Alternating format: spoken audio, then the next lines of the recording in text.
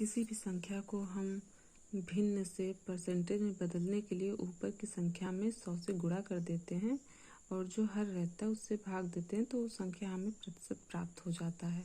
जैसे कि 1/2 को हमें प्रतिशत में बदलना है, तो 1/2 में हम 100 से गुणा कर देंगे, 2 से भाग दे देंगे 50%।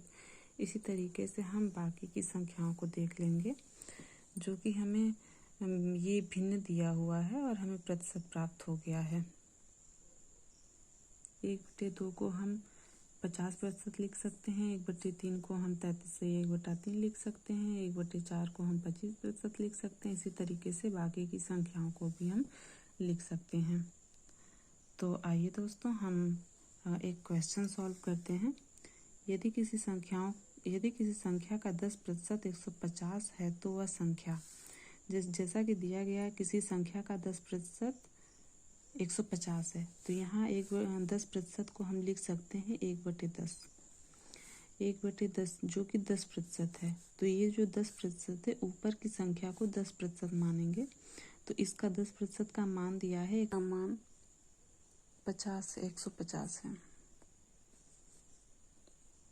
1 बराबर 10%, इसलिए जब 1 का मान 150 है तो 10 का मान 150 गुणे 10 = आंसर। ऐसे ही सेकंड क्वेश्चन हम देखते हैं। यदि किसी संख्या का 16 से 2/3% 180 है तो वह संख्या कितनी होगी।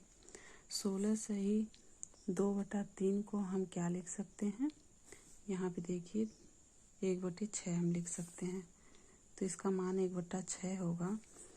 इसका 1 का मान कितना दिया है, 180, तो 6 का मान कितना होगा, 6 × 180।